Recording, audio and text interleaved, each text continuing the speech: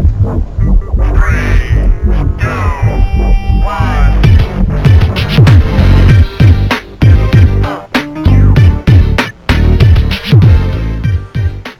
right, welcome once again to Legion of Reason Diversion. I am your host, the Supreme Reverend Dr. Randy Tyson, and I'm joined again, as usual, by my two co-hosts, Twyla and Christine. Say hello to everybody. Bonsoir. Bonsoir. Hello, everybody. Oh yeah, I guess you should put your something up there someday, Avatar? so that something like that. What the heck? Because I'll have to turn it upside down again, but unless you can figure out how to do it on your end. I'll try it real quick. Oh yeah, what have we got on our plate this week? Christmas came early for me. Jody Wilson-Raybould is out. I did not expect this. I did not see this coming. She is out as Justice Minister. I know that a lot of people were unhappy with that. I don't know why. I mean, personally, I think she did a horrible job. But especially with the medical assistance in dying file, she did a conservative job, and I use that in the pejorative, big C conservative. That's how good, or excuse me, bad I think she was at it, and she's been replaced by David Lametti, and he has expressed a lot already expressed. He's just been sworn in. He's already expressed more interest in expanding medical access to medical assistance in dying than Jody Wilson-Raybould ever had. She just this. Yeah. Anyway, I can't say enough bad things about Wilson-Raybould. What else we got? I wasn't originally going to talk about this, but there's a group in Toronto which is, speaking of medical assistance in dying, there's a group challenging the directive from the province that if medical assistance in dying is something you won't do, you have to refer to a physician who would be willing to look at the case. And this week, I think it's this coming week, Monday and Tuesday, the court case will be heard in Toronto court.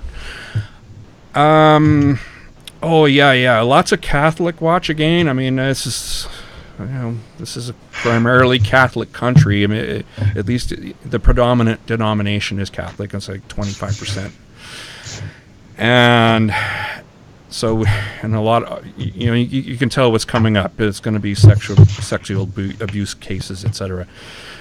Not all of it in Canada, though. I want to talk about the nun in Detroit, but this is going to make Christine apoplectic. The Stephans, well, I guess it'll make her happy in one way. That I don't want to hear their name again. Yeah. Go away. Go away. Yeah. They keep giving us reasons to talk about them, though. Yeah, and it'll be a while because their retrial's coming up in June. And I forgot to start the sound recorder. Damn it! Oh well. Let's fix that. What else? I know there's a bunch of other stuff. Let's see. Oh yes, the interesting case of James Sears, Leroy Saint Germain. What a name, Leroy Saint Germain. Awesome name for a douchebag. But and Your Ward News. We're gonna have a little chat about that. We might actually have some disagreement here amongst ourselves. Yay. And and I love this one. In the Regressive Left Files, a comedian was rejected for a Montreal comedy show because he's white and he has dreadlocks. And of all things, the event was named the Snowflake Comedy Club. I noticed the irony in that. I don't think. At first I thought it was a joke. I know. They couldn't. Well, anything to do with winter in Canada is going to bring up snowflake. But in this case, was it's a double entendre, right? It's you can't make this stuff up. It's amazing. It's so aptly named. Yeah. So how's everybody this week? How's things going? No comment. I can't complain, but my furnace just turned back on, and I might have to throw a dog in the house if she starts to harass me more. Oh, all right. In fact, I should probably do that euphemism? right now. Is throw the dog in the house a euphemism? No, I won't literally okay. throw her. I'll bribe her with a treat. So I'll be back, actually, because, yeah. Sure, okay. I've been dealing with back spasms all week since Monday. I've been in a lot of pain. It's on the way out, but it's been a very trying week for me. Yeah, it's stressful. Yeah, I can't have fun doing anything, and even watching TV, or I shouldn't say. I mean, if that's the height of what I do for fun, that's pretty sad. But if you're in pain, I can't even relax in front of the TV, which is what I like to do. But oddly enough, it didn't affect my sleep, which is really strange. oh, thank goodness. Yeah. I've had pain where it has, and that's really not fun. Anyway, go back to Jody Wilson-Raybould. I was saying the last episode that I didn't think that I thought this was very unlikely to happen, that she would be turfed as Justice Minister. I don't know why she was. Everybody sees this as a demotion. She's being sent over to be the Minister for Veteran Affairs. To me, it's inexplicable a bit, but I'm happy. I can't complain. Yeah. I got what I wished for. And it was just weird. You were just talking about that right before it happened. I was hoping, but I was not hopeful. And then it happened. I think it's it could still happen that the law gets expanded under Lametti, but there's very little time. This is an election year, federally and provincially. We're going to have the provincial election at some point. We don't know when. Yeah, soon though, before summer. Yeah, for the provincial one, yeah. The federal one will probably be somewhere in October. Yeah. So I'm not hopeful for the Trudeau government. I also predict the NDP to disappear off the face of the earth. Yeah, but Scheer is very racist. Definitely. He's spreading misinformation about the sovereignty of Canada. And there's no... I don't know what I'm going to do when it comes to voting. I'm going to go to the booth and probably... I will probably spoil my ballot. And I will make sure that they know that it's spoiled, because there's nowhere for me to go. There's no center anymore, and the Liberal Party, which would occupy the center normally, is just, I don't know. They've been a huge disappointment. So I got nowhere to go. And most people don't agonize over who they're going to vote for. I do. I agonize over it. Even though it's just one vote, I still agonize over it. I'm going to stick with the policies. The policies I know will help us the most. Yeah. The just because Andrew Scheer is our Trump. Unfortunately, he's incredibly scary. Oh, you haven't. Scary. He lies. He lies about the immigrants. Jason Kenney does. He's lying. Kenny's conservative too, but this is federal versus provincial. So they're both conservatives. They're both lying the same way, sowing hate exactly the way Trump did. Yeah, and it's very unnerving. I take a look at his smug face, and it is smug. I think that's there's nothing sincere about the man. He strikes in a different way, but in the same way, he struck me as a lot like Tom Mulcair. I mean, just very, very surfacey, like almost forcing himself to be nice.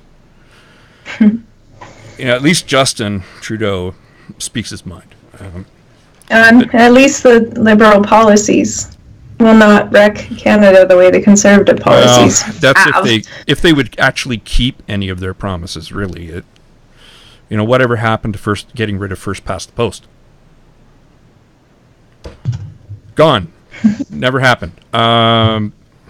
There's a bunch of other things. Just he's not even my kind of feminist. He's an equality of outcome feminist, as opposed to an equality of opportunity feminist, which is what I am. So we're even incompatible on something as fundamental as that. But look at the parties over each other. Look at the policies over the people. Sure, but I just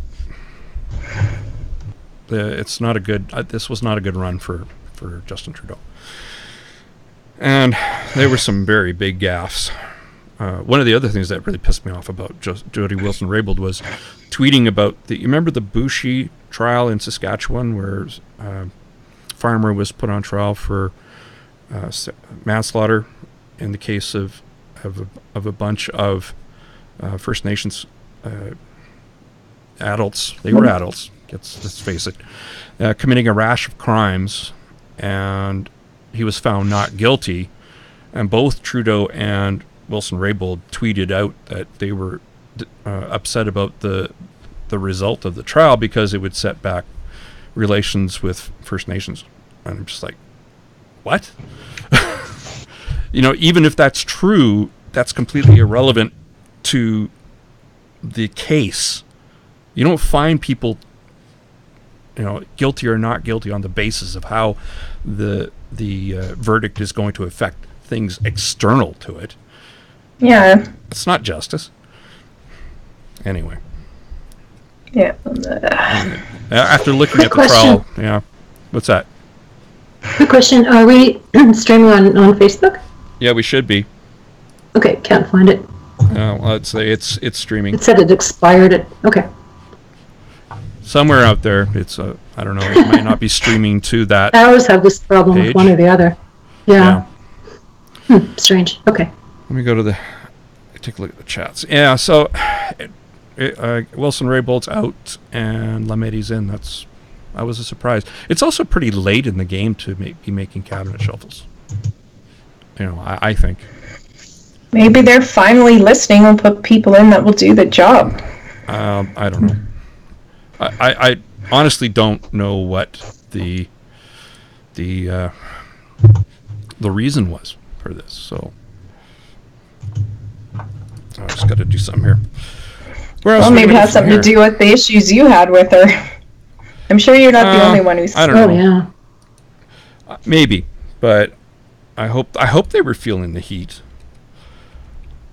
because I think she was. A lot of people though thought she did a great job, and I'm like, I don't know what. With what?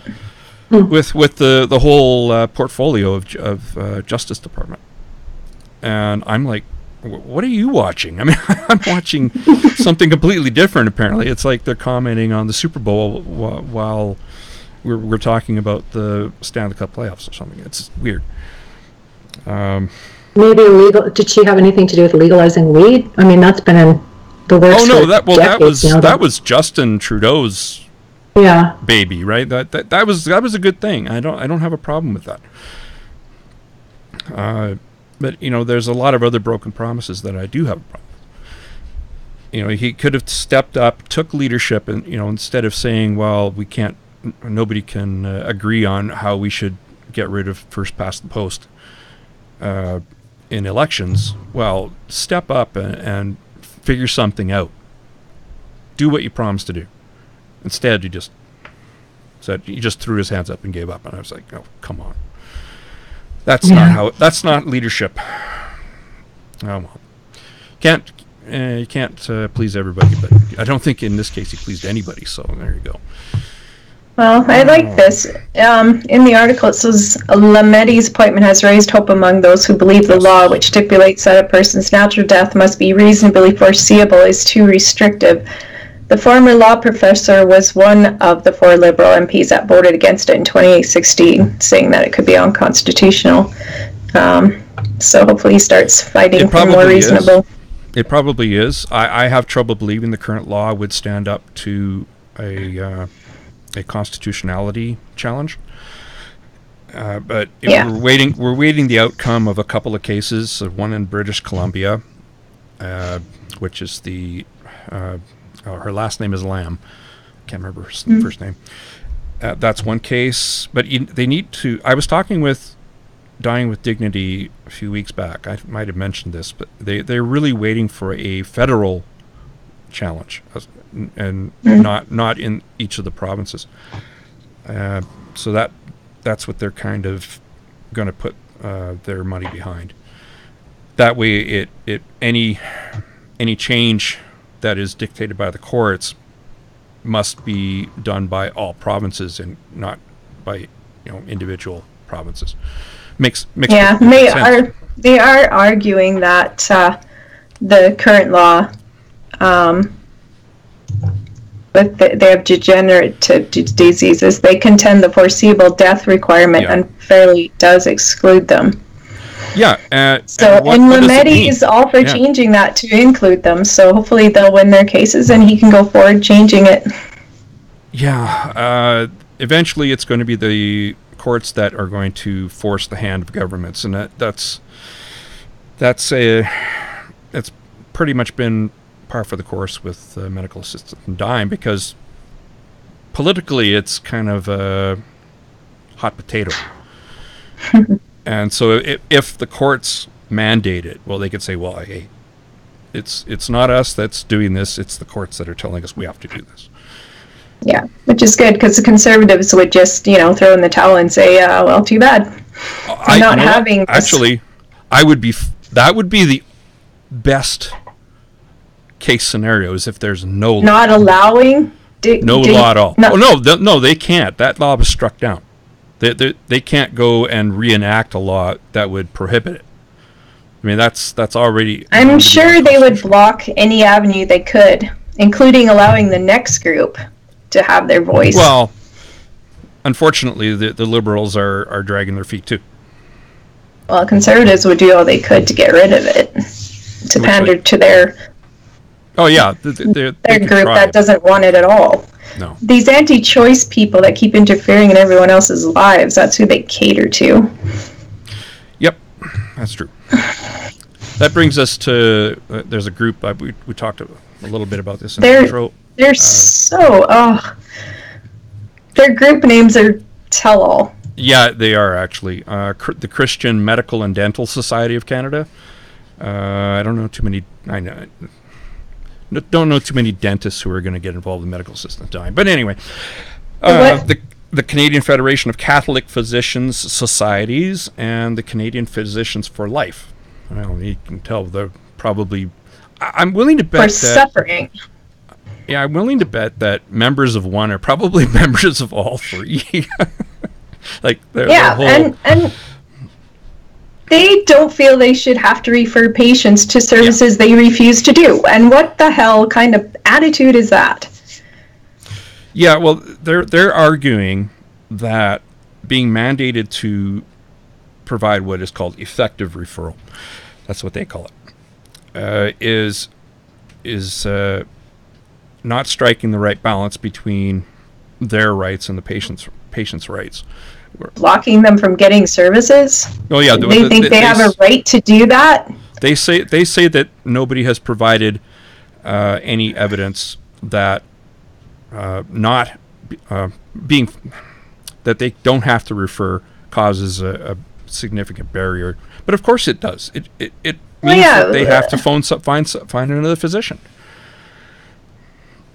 How is that not a barrier? Exactly. There was something. The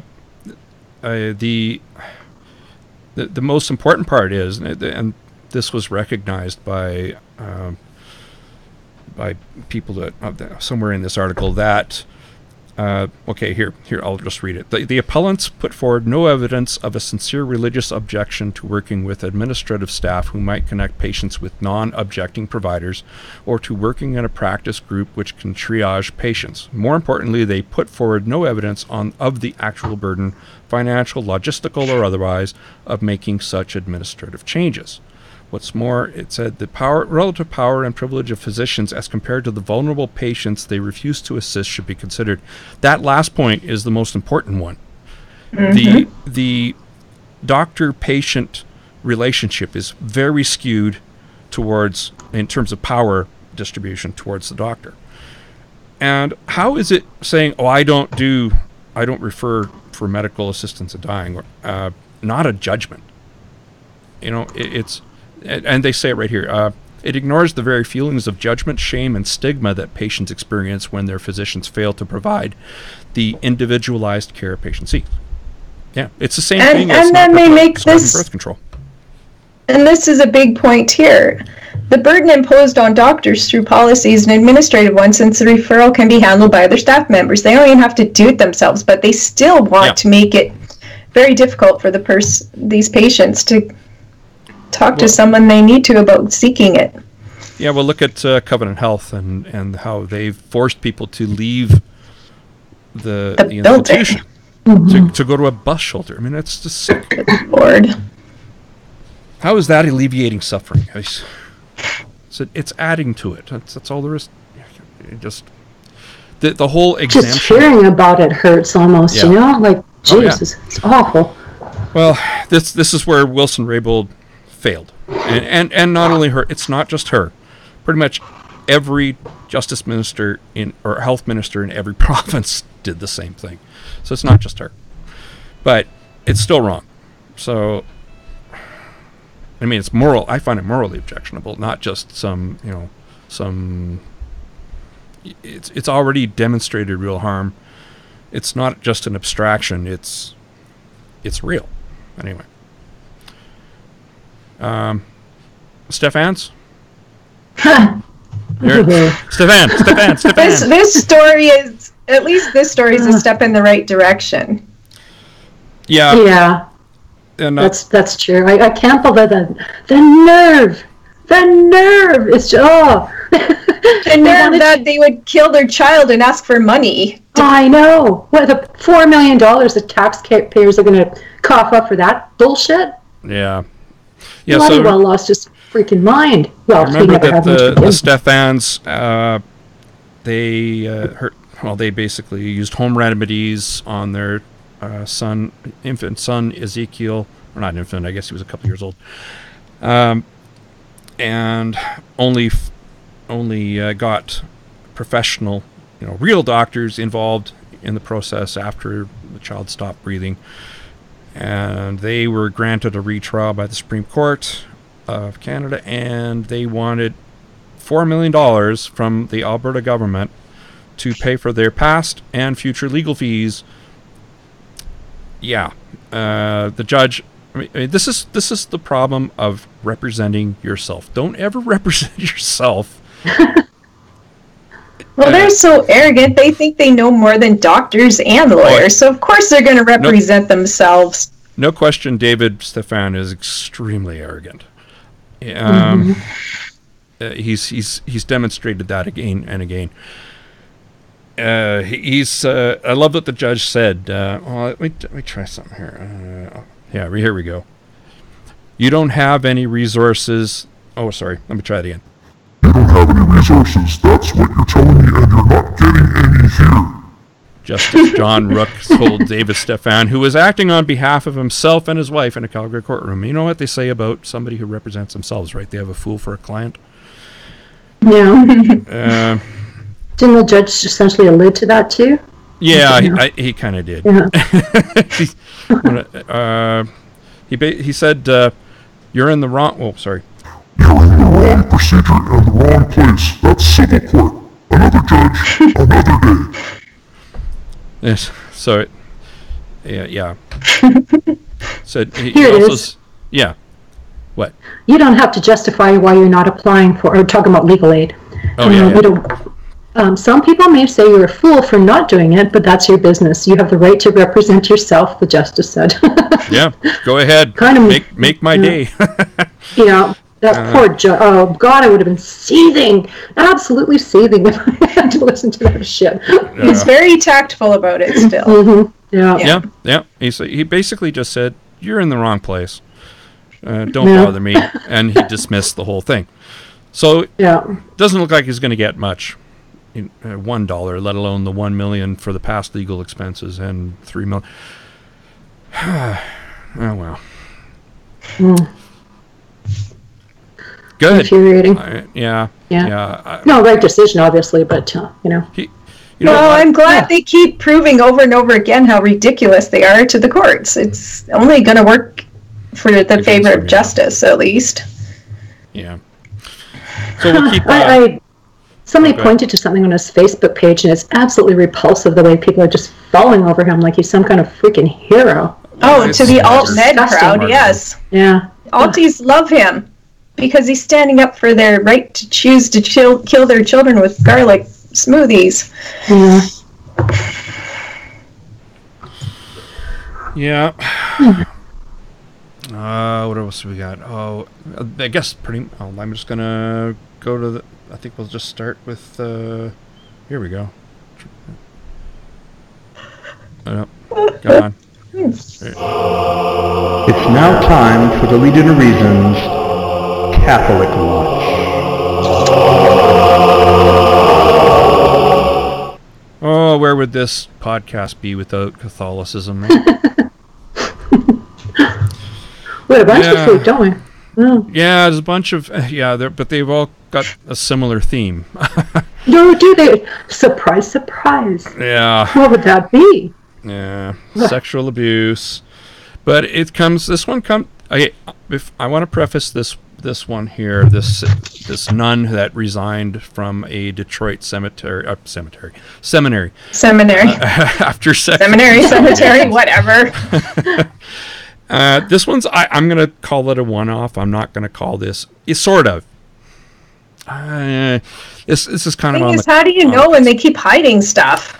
Well, the problem was that people who complained were actually thrown out of the seminary. That's my problem. Oh my God. So this happened at Sacred Heart Seminary. And seminary, doesn't that sound like semen? Anyway, seminary in Detroit. Seminary in Detroit announced this week the resignation of Sister Mary Finn. I had to think for a second what SR period meant. It's almost like senior, but I guess sister. Exactly. She was 84. I'm not Catholic. She's now 84. And as a longtime faculty member and assistant professor of theology, which means she's good at bullshit, after allegations surfaced that she had sexual contact with young adult novices under her charge in the 1970s. And were these all women, girls? Two, I think. Not two adult novices, she says. But who knows? Or nuns to be? I imagine so, or some kind of... So, again, nothing was done. I mean, there were allegations made, heard, and nothing was done. It's just more of the same.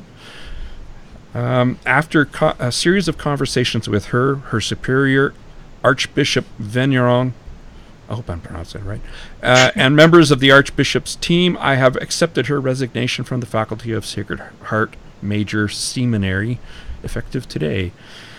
There was, where was this? They were talking about,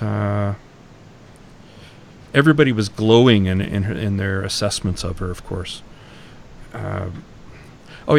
While serving as rector of Sacred Heart in the late 1990s, this is the Archbishop was saying, I was given... No, I got to do this right. While serving as rector of Sacred Heart in the late 1990s, I was given partial details about St. Mary's inappropriate... Sister Mary's inappropriate conduct that had occurred in the early 70s. At the time, I thought the matter had been resolved. I regret this was not the case. So, they knew in the 90s this happened, and did nothing. It is only... Oh, here we go. It is only in recent days that I have come to know new and additional details and context regarding Sister Mary's misconduct. Based on this information, the current rector, Monsignor, whatever, accepted Sister Finn's resignation, and I endorse this action. 20 I years didn't later. understand any of that. Oh, sorry. I hope you were projecting the text at the same time. So they knew it in the 90s that this happened. Oh, but I thought things had been taken care of. But she's still there, so how could things have been taken care of? Well, they got people to resign. Or they kicked people out. Where is that? Yeah. The next paragraph. In 1969, 3 years before Camden, there's one of the novices, and the other novice were expelled from Finn's order. Finn began working at Sacred Heart Seminary. So she basically expelled anybody who was going to rat her out. She sounds like a very creepy person. Yeah, but everybody was so glowing in their assessment of her. And then her resignation letter, which they posted to those seminaries' website, Finn admits to misusing her position of authority as the director of novices in the Home Visitors of Mary, HVM, engaging in inappropriate conduct with 2 adult novices. I regret that behavior. Yeah. She's been this quiet. Oh, okay, do it again. She's been this quiet, spiritual, loving, easygoing person. The guys in the seminary, they adore her. Yeah, whatever. But apparently not everybody remembers her fondly. Let's see, where was this? 2 former seminarians at Sacred Heart Seminary, have told CNA, Catholic News Agency, that Finn had a reputation for being overly handsy with seminarians. Extended hugs, smooches, squeezes, and generally unwanted contact were to be expected from Finn. In legal terms, it would be called. Now, here's the quote. In legal terms, it was unwelcome touching. If a seminarian reported it, they became a problem. Yeah, that's how they dealt with these things. So you're under threat. Did you see that part where Finn? Who's saying this? Another former seminarian who asked for anonymity said she was always touching people while he doesn't know of any explicitly sexual touching. He said her behavior was grossly inappropriate. He recalled one instance when Finn almost pushed a seminarian over a balcony only to pull him back at the last second as a joke. So these were men. And the guy went to throw a punch and saw that it was her. Assuming it was a fellow seminarian. She had no sense of boundaries. Yeah. Here's another one. Both former seminaries. Thank you. Told CNA separately that Finn was known for wandering the residence wing of the seminary late at night, unannounced, and would often walk past seminarians who were in their towels or boxers coming to and from the communal showers. One time, Finn wandered in on a priest in the shower, but that issue was promptly addressed, said one of the former seminarians. Oh, no pun intended. Undressed. Higher rank. And so, obviously she was picking on. Yeah, this is a person in power, and it's taking advantage of people into there. Oh my goodness. Okay, both former seminarians also told CNA that Finn's theology was unsound. Oh yeah. Part of our theology classes, they said, included feelings lists where seminarians were asked to recall an experience from their lives and describe their feelings, and the lists provided included feeling words such as sexy, hot, or horny.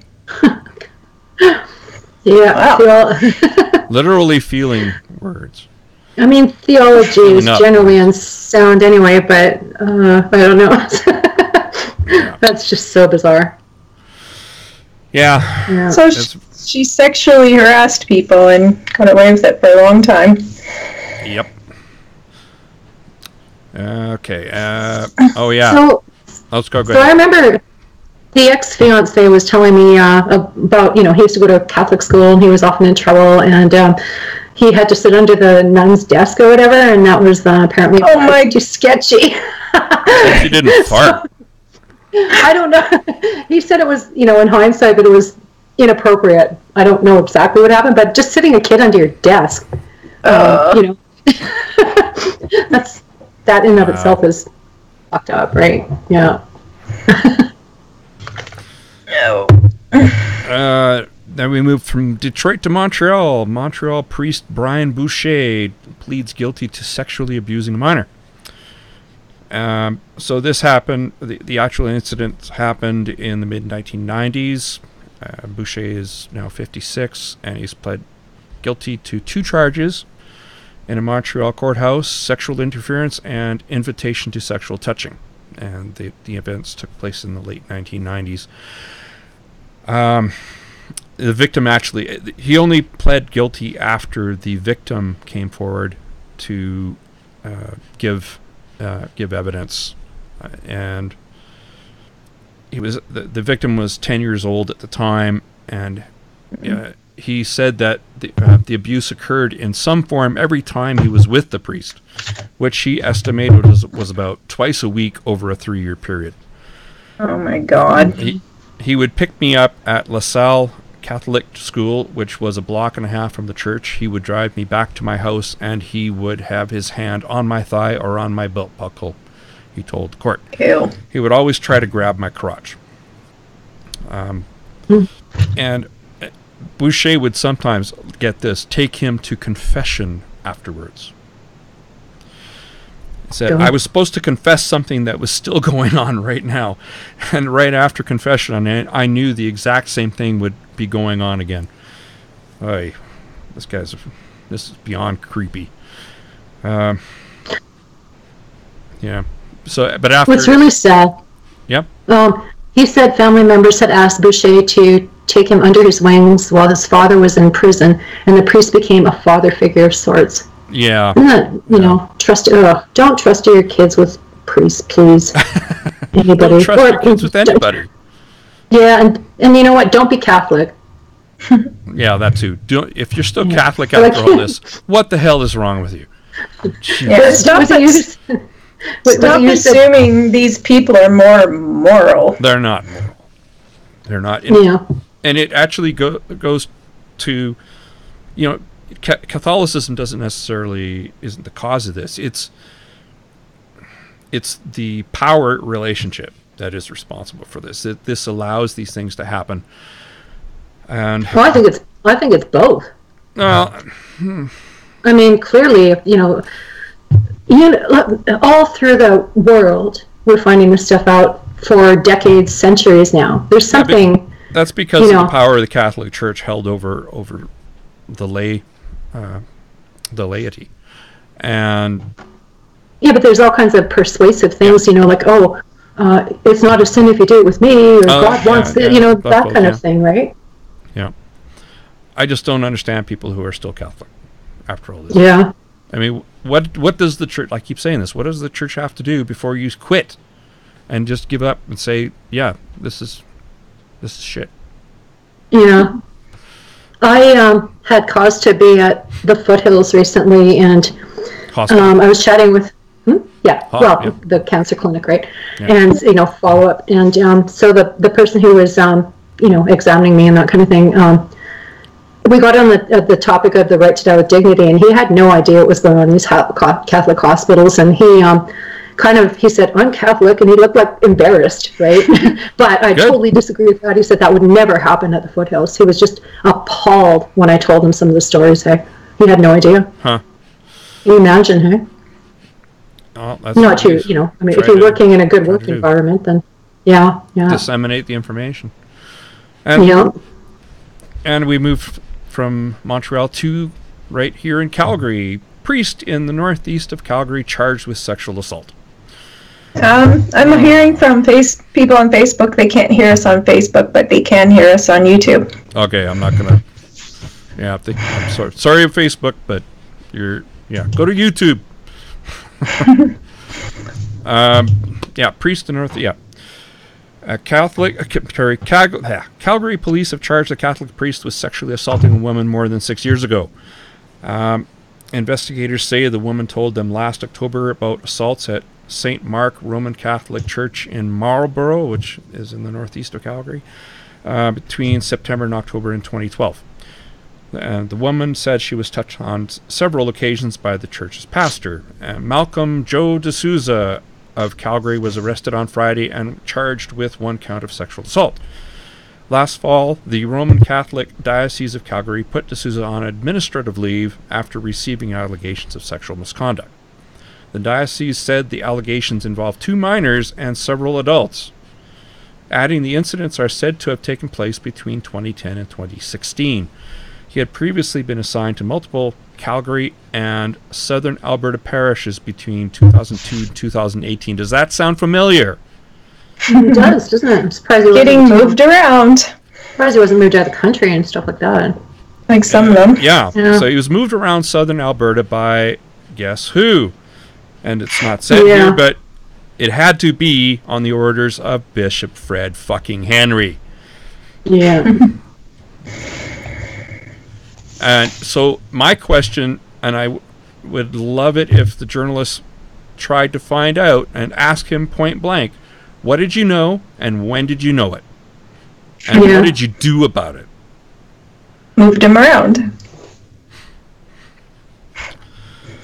Just weeks earlier, a statement released by the Calgary Diocese and said another Calgary priest was suspended over claims of sexual misconduct in a Vancouver parish between 1998 and 2003. It's just still rampant. This is still going on. It's going on here, it's going on there, and it's going on everywhere. The only place it isn't going on is Antarctica, and that's only because there aren't any damn priests there, or Catholics. The only safe place on Earth. Yeah, exactly. They have a post office, but there's no cathedral. If you're Canadian and you have had issues, speak out, because there's no statute of limitations here, unlike the U.S. Yeah, so speak out. So just and if people don't believe you, there's a community of people who will. Because I've heard about, kids that go to tell their parents, and their parents will say, shut up, that didn't happen, or whatever, how dare you talk about the priest that way, right? So if you're in that situation, there are not as many of them. Get out there, seek help, and Now it's totally believable. They've got... Likely, actually. Yeah. So D'Souza is going to court next month, and exactly. There, on this Calgary Herald page, there's a number of contacts you can use if you've ever suffered abuse, period, let alone from the Catholic Church. Don't go to the church. No. Stop going to the church. No, of course not.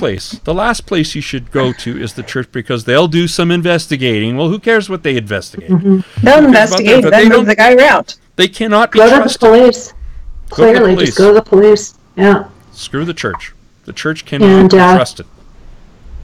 And if the police don't help you, call one of those numbers and just keep going until they will. Yeah. The police will. Those days are gone. Well, hopefully, they've got to have evidence and all that kind of stuff too, right? But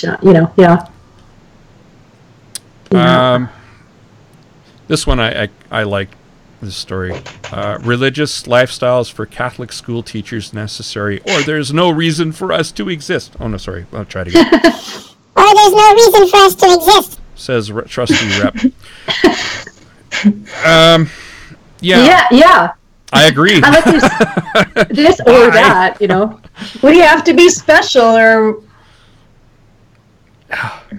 Yeah, it's not bigotry if it's religion. Yeah, it's moral, isn't it? This is, Unbelievable. There's an Alberta Catholic... Okay, this is a Catholic school board trustee talking. It concerns us greatly to think that people feel unsafe or felt bullied in their schools. Alberta Catholic School Trustees Association President Serena Shaw said on Monday, referring to news stories about LGBTQ teachers feeling unsure their employment is secure because of their sexual orientation. And we've talked about this a little bit in previous episodes. The coverage of that prompted David Egan, who is the education minister, to request copies of all school boards' employment agreements so that he could review them. It makes get rid of this discrimination. Yeah, it is. Shaw said she hopes the practice of asking Catholic teachers to sign Catholicity, is that even a word? Catholicity agreements as a condition of their employment can continue. Fuck no. Like, come on. Okay, I'm going to ask people. I ask this of anybody who's Christian or, in heavens to, Muslim and they're gay. Why? I mean, not the why of the gay part, but it's. I don't understand. How can you be Catholic and gay? Yeah. Come on. Well, I support an institution that's just going to be discriminating against you. That is so harmful to anyone's psyche to believe in something that tells them that they are broken when they're not. As long as you don't engage in whatever. That's a load of crap too.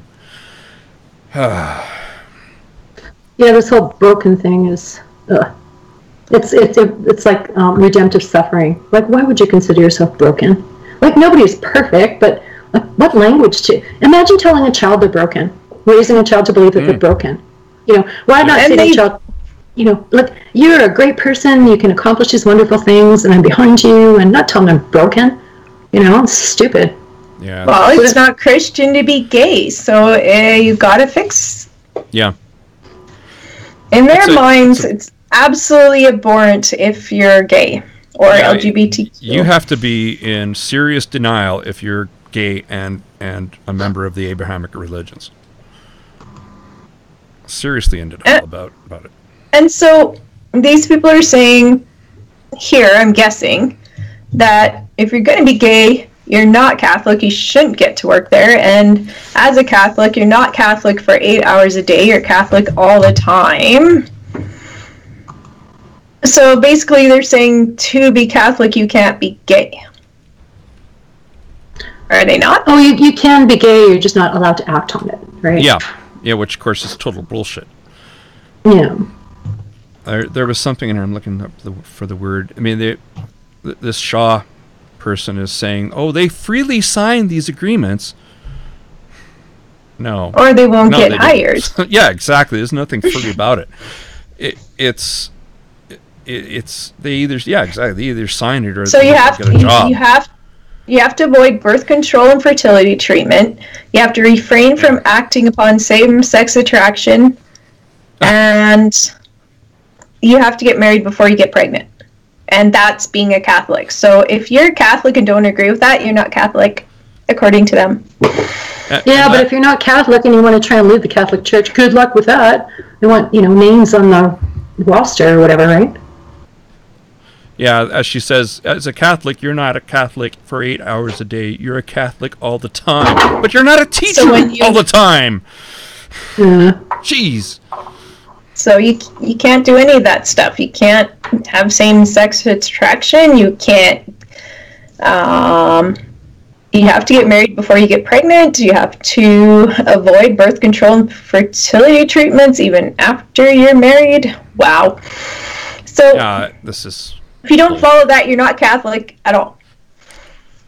And stop pretending you are Catholic. If you do avail yourselves of those things, please, because you're not. Yeah, according to them, you're not a Catholic. And there are, by that definition, there's probably, hardly any 10 Catholics. They just don't do anything about it. They used to excommunicate right and left. Now they know that if they do, they won't have anybody fill in their coffers. Yeah. Imagine having to avoid birth control even after you're married and. Wow. It was somebody who was commenting on this that just imagine if this was take the Catholicism out of this and you were applying for a job and they demanded this of you. What do you think would happen? I mean, it would be massive human rights complaints all over the place. And yet we excuse it when it's religion. Well, I don't, but But apparently the government does. Oh. It's starting. They just found out the government. They've just started finding out. Yeah. So now that's what's been happening the whole time in Alberta. Yeah. And if you talk to Catholics who are very Catholic and are very homophobic, this is absolutely how you be Catholic. And you shouldn't be around their children unless you are like that. It's just ludicrous expectations of anybody. And I bet most of the female teachers do take birth control. They just sign the thing and just take birth control. How are they going to know? How are they going to know? How are you going to know if they use condoms or IUDs? Are you going to check?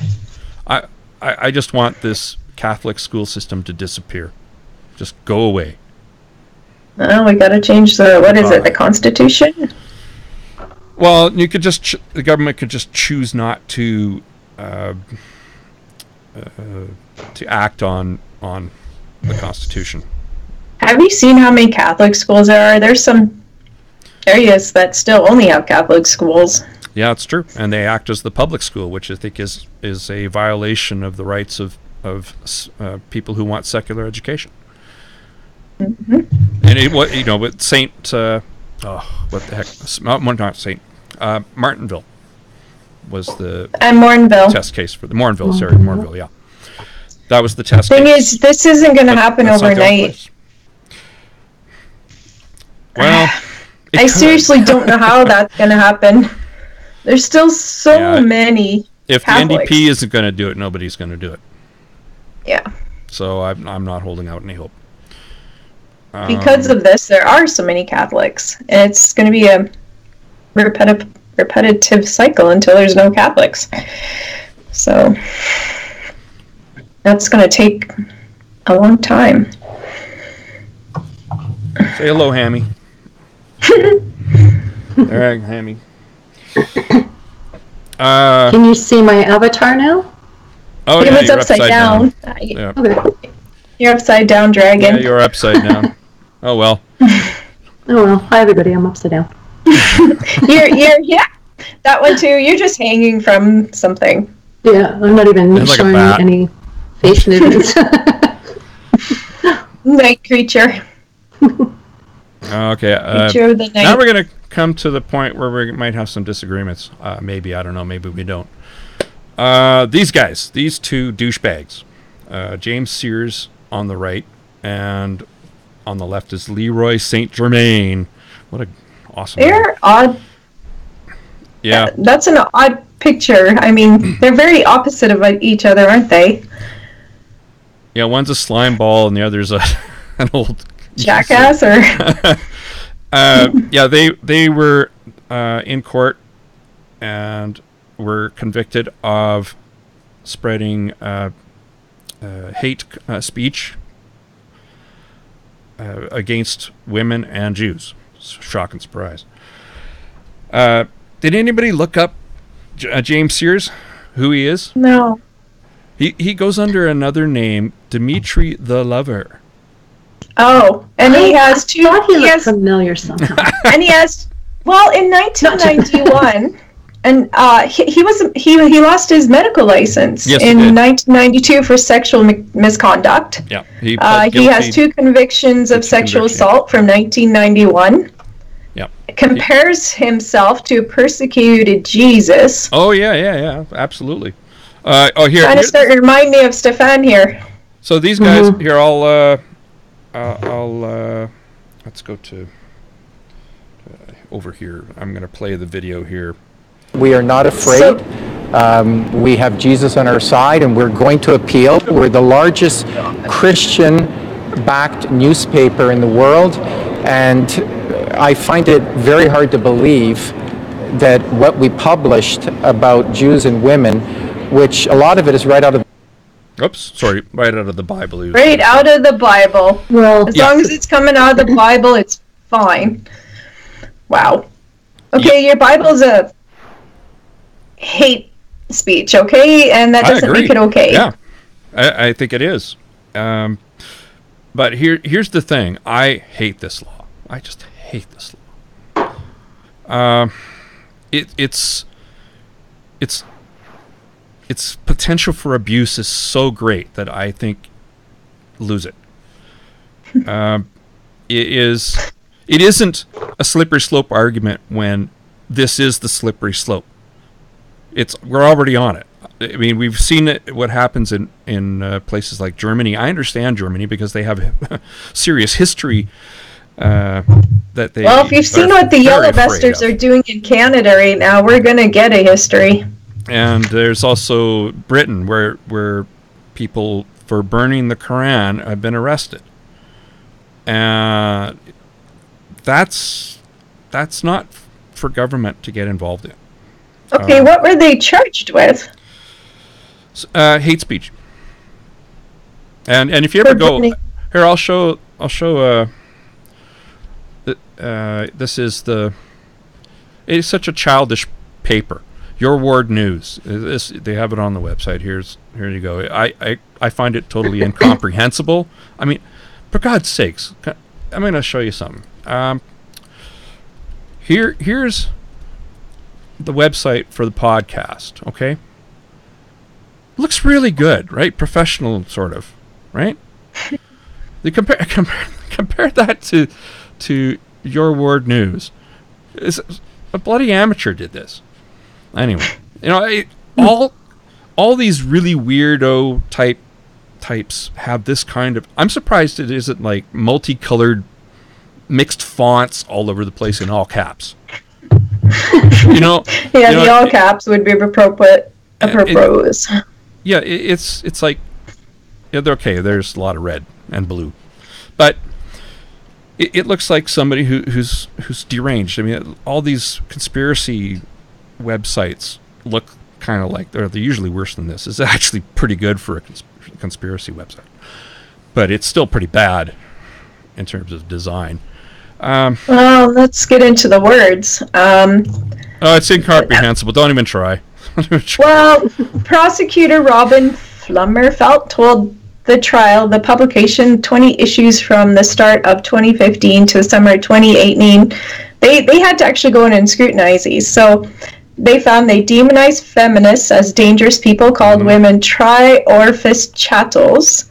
The paper branded feminists as Satanists exhilarated by abortion, and claimed women are inferior and feminism encourages rape. So if you're going to be a feminist, you deserve to be raped. Yeah, it's ridiculous. It also had claimed existence of a worldwide bloodthirsty Jewish conspiracy. The imagery depicted Jews as devils with serpent tongues and reptilian hands, and argued Jews were the ones behind the 9/11 terrorist attacks, and the Holocaust was a Jewish myth to strengthen their control of the world. So Hitler wasn't bad.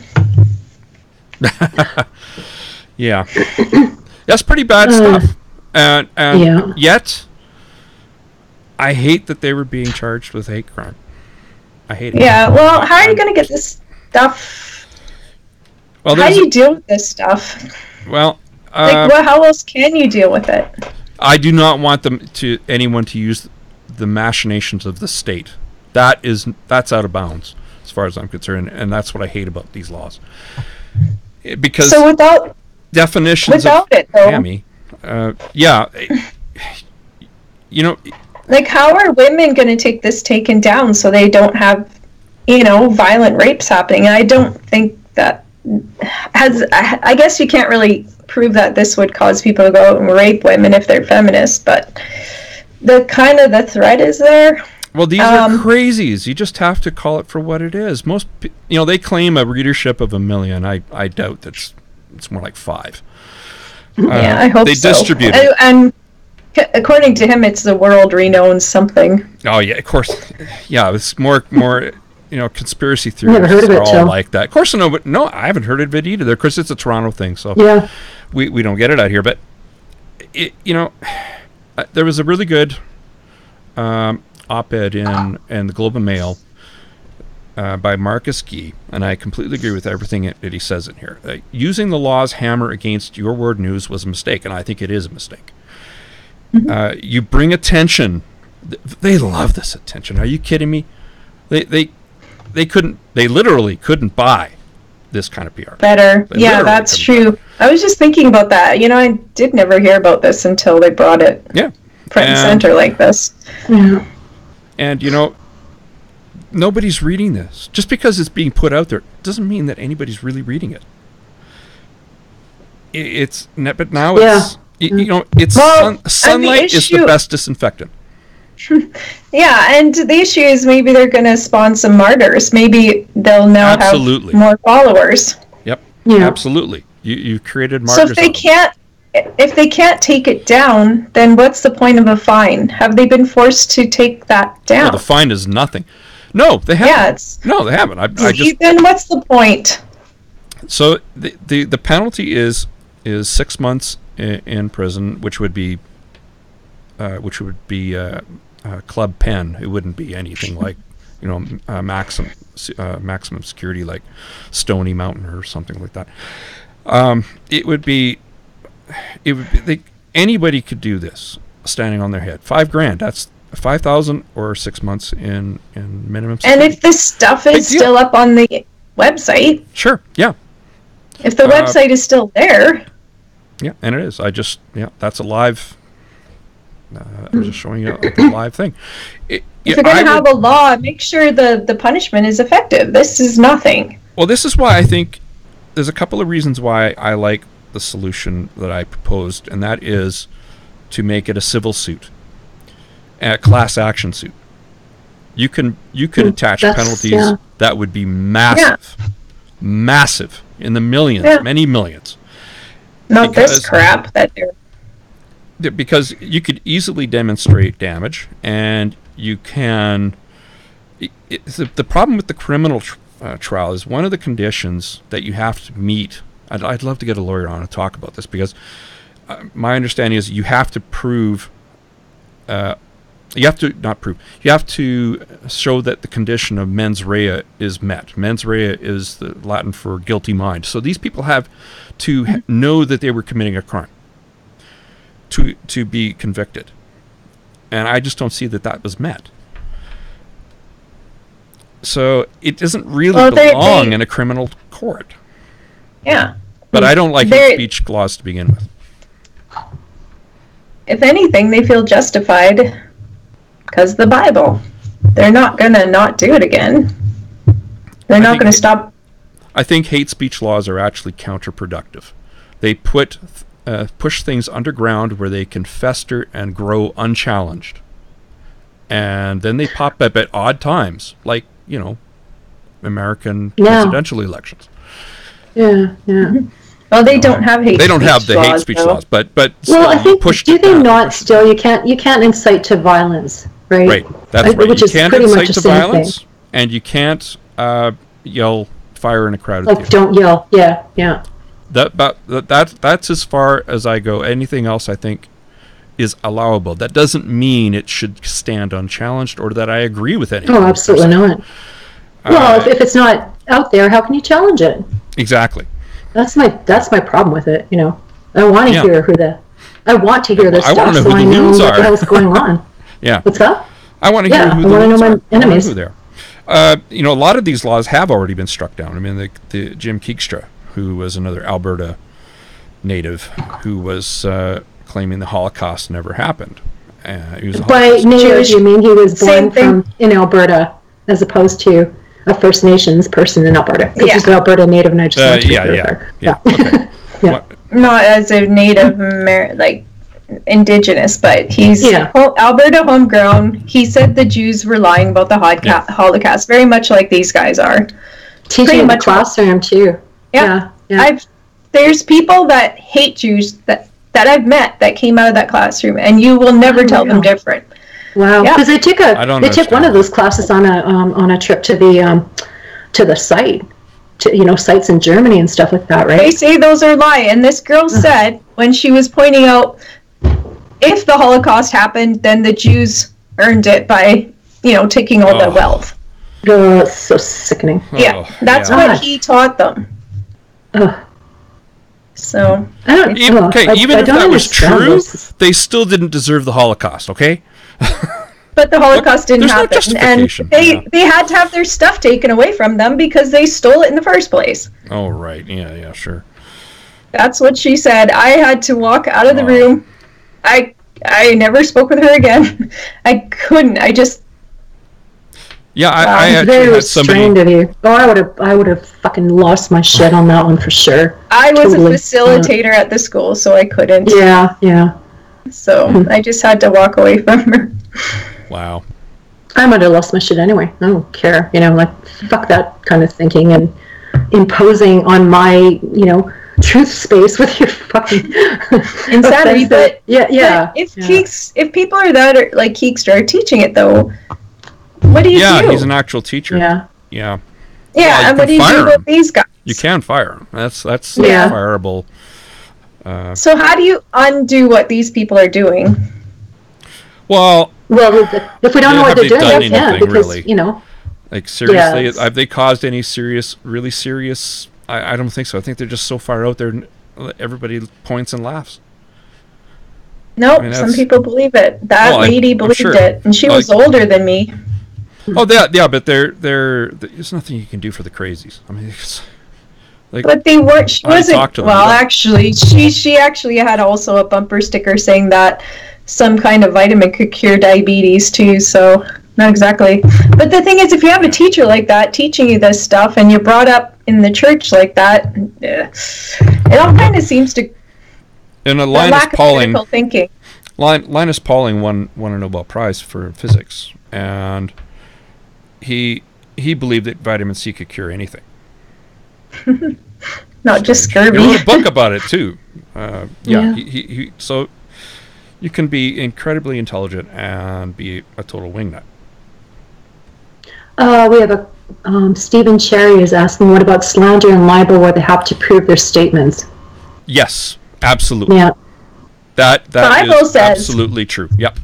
Because saying it's in the Bible doesn't prove your fucking statement. It proves that statement is out there, but it doesn't that's why I wanted to go to a civil court for class action lawsuit and slander and libel. Absolutely. Yep. Yeah.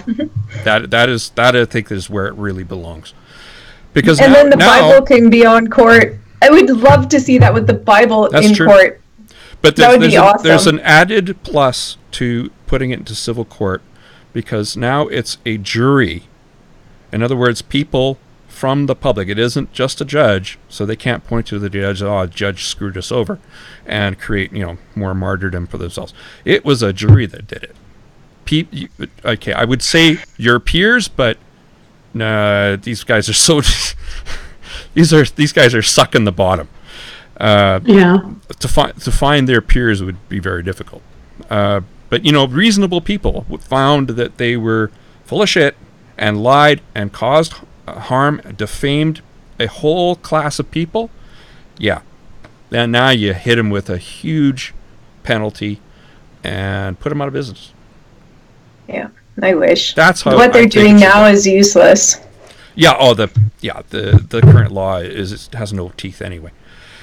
But I don't even like it, because now they can point to the government and say, "Oh, the government's just out to get us." Great. Yeah, big government. It's kind of backfires, and that's anyway. Couple of douchebags. Yeah. Oh, I should show this. No, that's not what I want to show. Here. Yeah, here. This is one of their posters that Dimitri the lover put up. TorontoRealMen.org. Oh, brother! You see, when you hear the word "real," you're dealing with something. It's like Real Women. You ever heard of that organization, Real Women, in the United States? Yeah. Yeah, religious, hardcore conservative women who are very anti-feminist, to the point of anti-equality and. Yeah. Yeah, be home barefoot and pregnant. Yes, pretty much kitchen. Biblical, very biblical, very biblical. Yeah. Yeah, Dimitri the Lover, and this guy. You can find stuff on YouTube. I'm not going to play it. It's just terrible.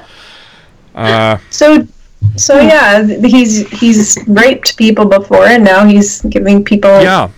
Telling people to do it. Yeah. So he did have absolutely disgusting medical license, but lost it in Ontario, and that's it. So he still calls himself Dr. Sears. I'm not sure if that's legal or not. Wow. In Ontario, I think I know it's illegal to call yourself a doctor if you're a chiropractor in Ontario, where it should be illegal everywhere. Mm-hmm. If you're they're not medical doctors. Not a doctor, and they don't have PhDs either. No. Yeah. They're not a doctor. It'd be only PhDs that could be called doctor, but anyway. Yeah. In Britain, actually, their doctors are called Mr. or Ms. They're not called doctor. So I would be a doctor. So there.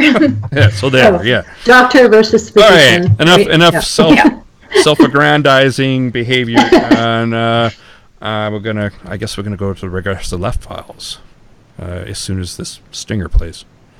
The regressive left files.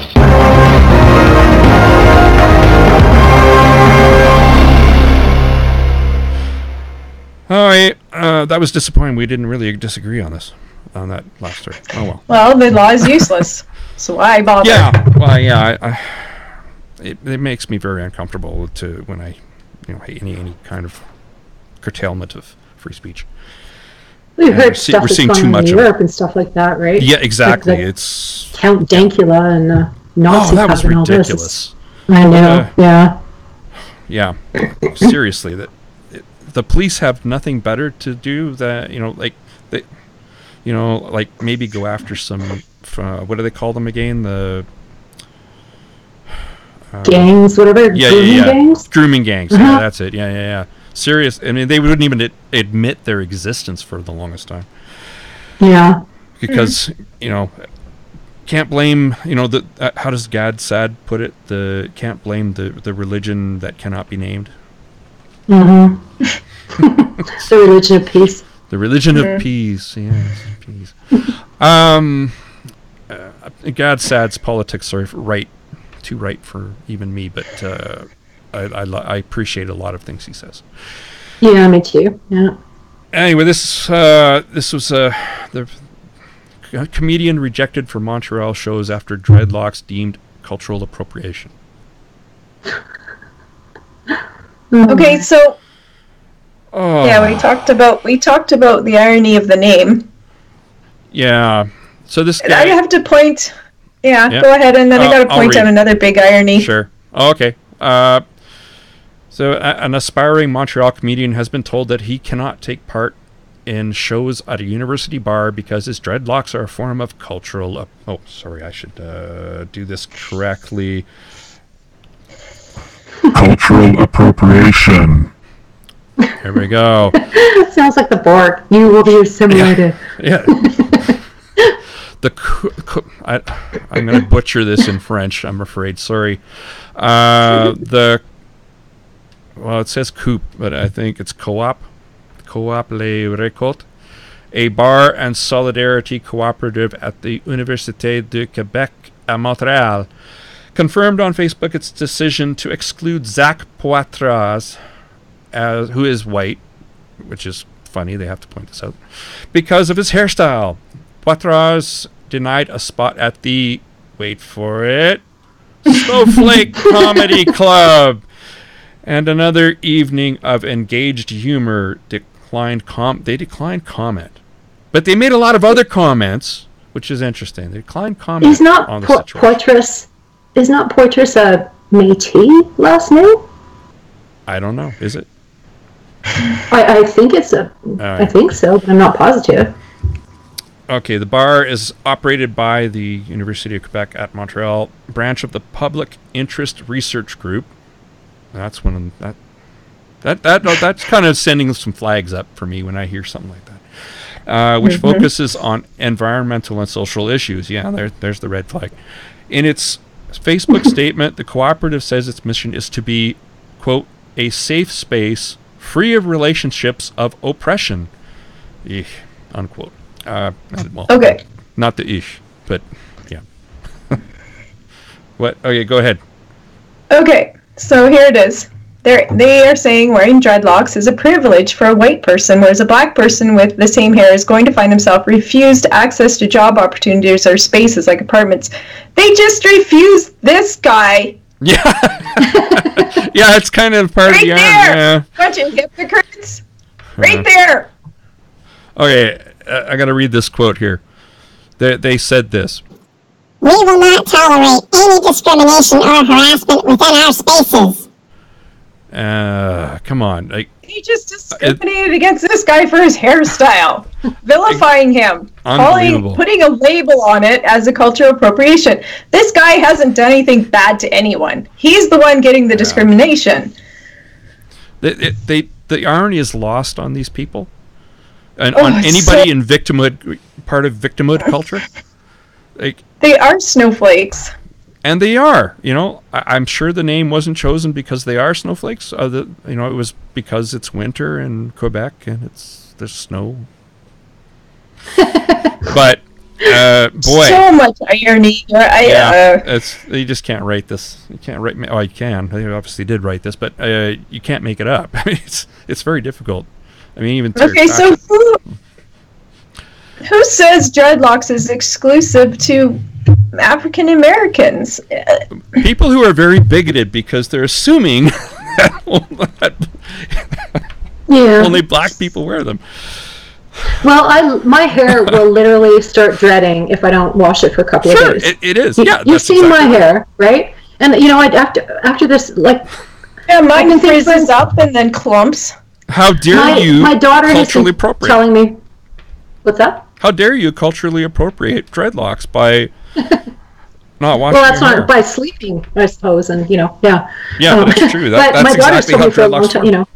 So now they could appropriate that for their culture, and no one else, just because. Really, when is dyeing your hair going to become something else? The sign of a social justice warrior is one who acts on behalf of a demographic who never asked you in the first place. Yeah. Yep. To do it for them. That's right. Yeah. And stop it. Yeah, that's kind of put me, like I said, my daughter's been saying for a long time, why don't you try dreadlocks? And I thought, I won't bother, blah, blah, blah. But when you look, I said this to a couple of people, I think I'm going to try dreads. And when you look at my hair, they said, yep, I can see why now you're going to be stealing from another culture. Well, too bad. My hair dreads anyway, and it'll probably look a hell of a lot tidier, frankly, than it does when I. I wonder what they say about people. Like, redheads often have naturally curly hair, and so if they wear it as an afro, are they culturally appropriating something that comes naturally to growing the hair out? I don't know. I'm sure if my hair was short, I'd be very, very curly. Or are they already an oppressed group because they're a ginger? Mm. I don't. Ginger. According to South Park. It's a ginger thing. Yeah, it's a ginger. Did you ever hear the Tim Minchin song? Okay, so we need. No. Is it ginger? I want some evidence. I love this Canadian singer. I want to know who first ever had which cult. Because he posted photos of himself with dreadlock blonde hair. Well, okay. Yeah. I think he faces enough criticism for being a douchebag and a talentless hack. But the poor guy, Justin Bieber. Oh, okay. Guy has no talent. Okay, so whose culture did pop music come out of? Whose culture did the blues where are we going to draw the line at these things? Well, why can't we just enjoy each other's, what we enjoy and what the hell? Exactly. If we have to start saying, oh, well, the black people can't wear this because it's white stuff and the white people can't wear this because it's black stuff, I mean... You have to have a list. You have to have a checklist. And say, okay, I tick off all the check marks. Of course, for me, it'd be like the check marks would be how to tick off everybody that has a problem with it. I'd be like, okay, I'll be wearing dreads, and what else is there culturally? Oh, definitely dream catchers. Okay. Feather headdresses. Yeah. Natives you can kind of prove, but how is it making fun of them or stealing? We made dream catchers in school. Nowadays, we'd probably get in trouble for it. Oh, no kidding. Wow. I'm not sure what to eat anymore either. I don't know what to eat. That's not very PC, that's for sure. My goodness. Making dream... Wow. Yeah, they were teaching us about indigenous cultures, so they had us make dream catchers. Was your teacher indigenous? No. Oh, you're oh wow, John and quartered. You're screwed. Good thing I don't have it anymore. Hung up anywhere. The PC police would be on your doorstep with the noose. Okay, so I'll go. That's cultural appropriation. I'll go back to how much blood do you have, or how much? Sorry, I couldn't help myself. That was awful. Oh, yes, it was. Complaints go up to Randy. I'm sorry, that was really terrible. Oh, well. Anyway, go ahead, Twyla. I'll just watch my back here. There's a cat. I don't know. I think they should. Unless you're making money off of something, he's not making money off his dreadlocks. He's making money off of being comedian. This is bullshit. Exactly. Oops. What was that? That was your cat tried to jump up on the window and fell. I'm sorry, I'm laughing. You better check and make sure. Yeah, he's okay. He's fine. He does. I hope so. He's quite a character, that cat. I just proved it. Yeah, he's hilarious. I swear he's half his genome is dog genome. Okay, now we got to make a GIF out of that. Yeah, I should. I'll have to. It's record. Well, I'll get it off of the YouTube channel or something. Yeah. Okay, but anyway, the whole thing is just irony after irony, and I don't want to know these people, and I certainly don't want them taking over important positions after university. I mean, there was something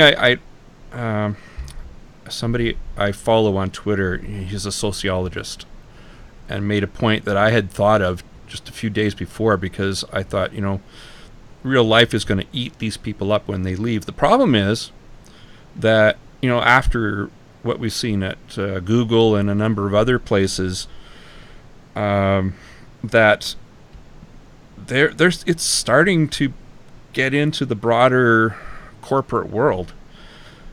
And there's some good things that are being done, like, sexual harassment, complaints are taken seriously.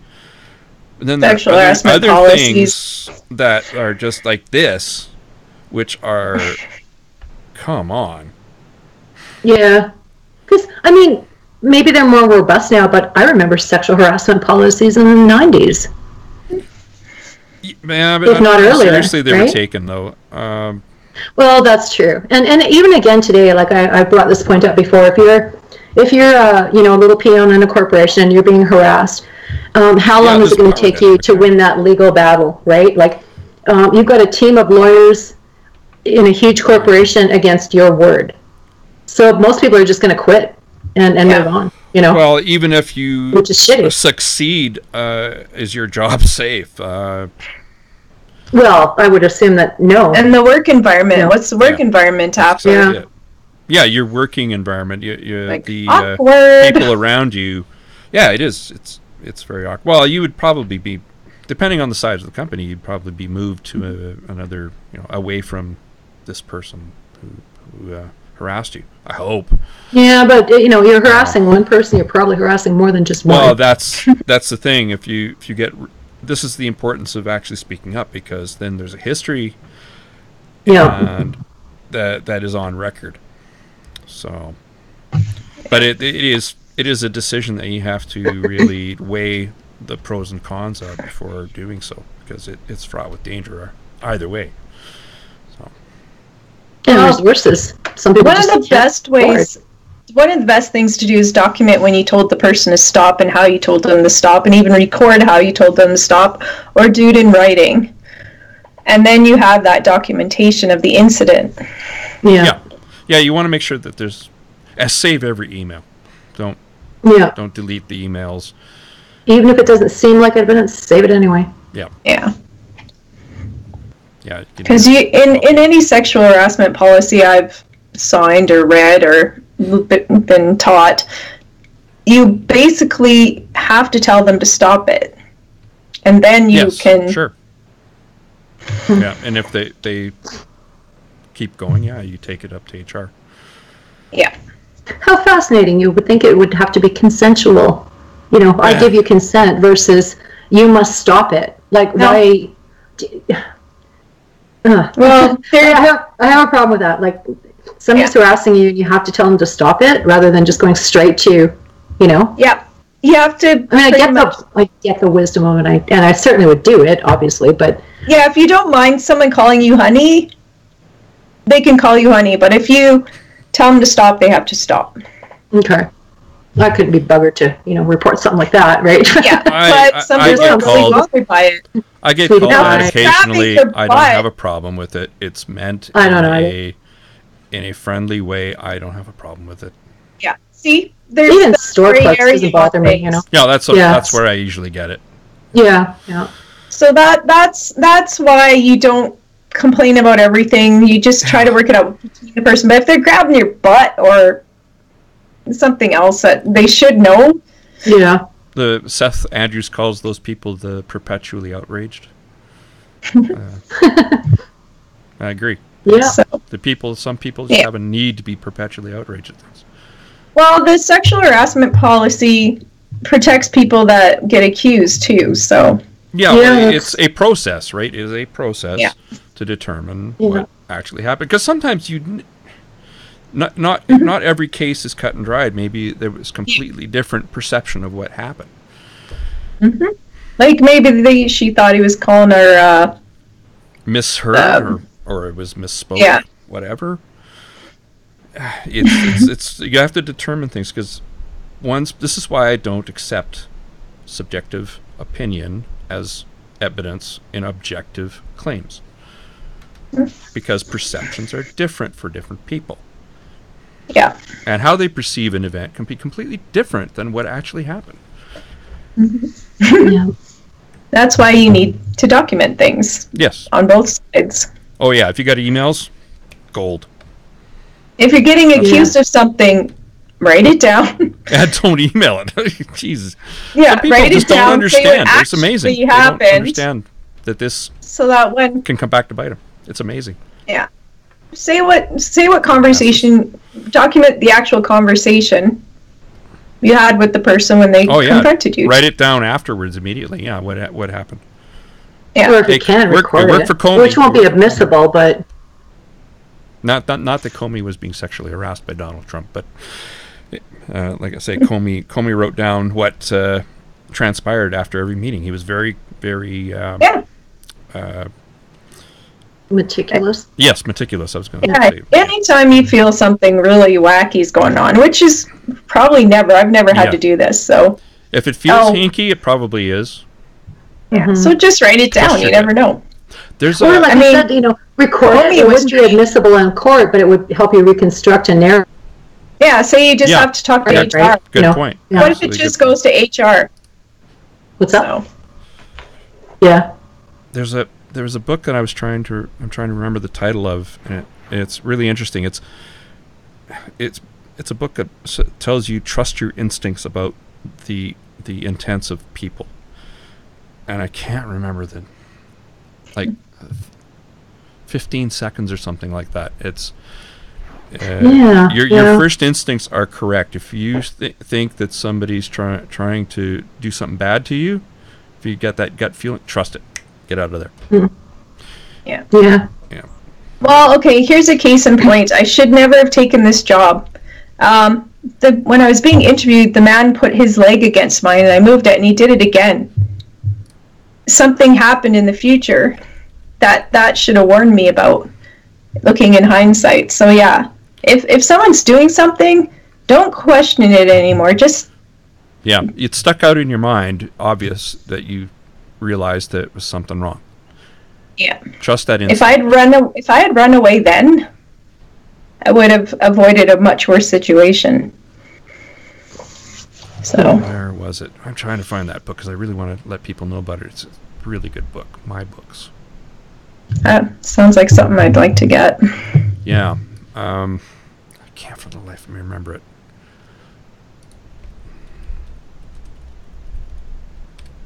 So I'll see if I Here can. we are, You guys keep promoting talking. going on our instincts. Well, we're supposed to be a reason-based skeptic, but it's true. Sometimes you just get a vibe, for lack of a better word, You gotta someone putting. We evolved to read cues of other people and their intents. So And when it's that unreasonable. blatant, sometimes it's blatant. Well, like he blatantly stuck his leg against mine, but I still questioned it. I shouldn't have. Yeah. I'm gonna have like that was Kindle. evidence right there. I keep thinking of like some of the things I've done that have been awkward, like Randy, when I hugged you and you didn't appreciate that, and he another verbalized it though. Yeah, but not to me. He thought I was out of my. But I'm unused. It can happen both ways around, right? Yeah. Another time I was at a conference and I was just having a few drinks and people were kind of squished, so I had my leg next to another guy's and didn't think twice about it. And a little later he's like, "Did I misread you?" And I'm like, "Yes, you did. I'm sorry." If you're in a job interview and it's a one-on-one, he shouldn't be sticking his leg next to yours, like just following your leg around, putting it right. That's inappropriate. Don't question it. But even still, like women can do some pretty inappropriate stuff too, and I've questioned some of the things that I've done and how they've been misinterpreted. Just like that nun. I'm not saying girls never do this. Yeah. But it's been totally like I hug people. It's just what I do. And now I find out, not just from you, Randy, but from another guy, that made them feel uncomfortable, and I feel really bad about that. It's uncomfortable. It didn't I'm not used to it. I'm not used to it. Yeah. And my family's just huggy. It was nothing. It was nothing sexual. And you're listening. Pardon me? Yeah, for sure. And it turns out the other guy who kind of, I'm uncomfortable with that. He'd actually been harassed by a woman. And I'm like, oh my God, I didn't know. And it was nothing like that. Going forward, you can learn to ask. Yeah. That's I'm glad you said he was uncomfortable because now I know not to hug that person, right? Except you, Randy. I'm hugging you anyway. If not your wife. Well, I just like pushing your buttons too, so it's. Likewise, I can't find the book. But yeah, that's true. Yeah. That's all I got for tonight. Anyway, I'm. Hey, look at that! An hour and a half. I think we're average. That's what our average is these days. Is about an hour and a half. So. I did want to mention the passing of Deborah Taggart. Oh yes. I did not know Deborah, but you'll have to tell me who she was. She's so wonderful, or she was, and it was just such a shock. She was planning her wedding. They'd adopted a child, and she, I guess died in her sleep. I don't really know too much more other than that. Right. But, she'll be missed. There were so many Facebook posts, and it was so wonderful to see people honoring her and her memory. And there'll be more to come in the future. So we lost a good one. Yeah. So rest in peace. She was also known as Heretic Woman, and she was on a few podcasts, but the one I remember the most was what was it? The Trailer Park? No. Beyond the Trailer Park. Yeah, that was hers and Beth's. And and she just done an episode. Yeah. Life is short and fleeting, people. Enjoy every moment and love the people you love with all your heart. Mm-hmm. Oh. Well, okay. So I guess I could try for 2 weeks from now, and hopefully nothing. I'd love it if I didn't have to do the podcast again. That means that all would be right with the world, but... Right. Oh, yeah. Well, I've got one about the birth control pill and something that's going on in Canada, so... I don't want to talk about the MAGA kid. But, yeah, so next week, I have quite a write-up, actually, because something came to my attention that's actually quite interesting. So... I did want to briefly discuss the MAGA kid and all that went on there. And isn't it kids? Yeah, well, they were all wearing hats. That one iconic image of that boy staring down the, the guy that was drumming, right? And he was did the media get it wrong? And some people are still doubling down, even though there's, an hour footage that shows the context. Yeah, all the Indigenous man was doing was trying to diffuse a situation. And then, of course, the boy's his behavior towards the Indigenous man trying to diffuse a situation was still inappropriate. But the whole context of all of it together shouldn't have been ignored. However, their behavior all along with that, going to the events, the man who gave them the MAGA hats, that's interesting as well. The man it's a huge, from this to this, you should look into the man who gave them the hats, too. And where they were going to an anti-choice event. Yeah. And well, that's true. So Catholic, you know how they ship Catholic kids in on buses to attend these things, whether the kids want to or not. And it sounds to me like they were, the kids themselves were being targeted for by that,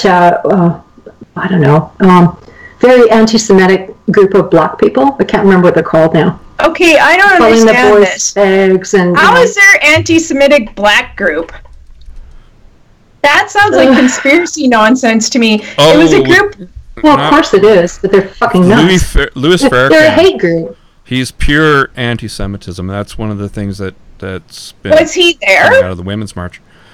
No, was he there? So. Yeah. No, but there are. So, if you want to talk these about kids were getting into it with each other, and this Indigenous guy was trying to diffuse it. And then there's whole more backstory. So look into the guy who gave them the hats, especially. Yeah, well, this anti-Semitism, you're saying, like, the Women's March was another interesting thing, too. I'm so glad that leadership finally got cut out, because I've known about this, we've known about this bullshit forever, it seems, We've talked about Linda before, and this just came as no surprise, and I'm finally glad it's come to light. Anyways, we have lots to talk about next week, too. 2 weeks from now. 2 weeks, yeah. Well, the news cycle will have passed, but yeah. Oh, not this one. One I came. Sounds like it. The one about the birth control pill will continue for quite some time. I'm hoping it does. I already do. What is the controversy? And there's people that are against it and their motives. So it's all very interesting. Well, I'll look forward to hearing it. Yeah, I've seen some of what you wrote. I didn't know that about the birth control pill and the relationship between that and the Pope. And the Canadian people that are against doing what I do. I want to talk about that. Okay. Actually, you do? Okay, well, I can sign off then. We saved it for 2 weeks. All right. Bye, everybody. Bye.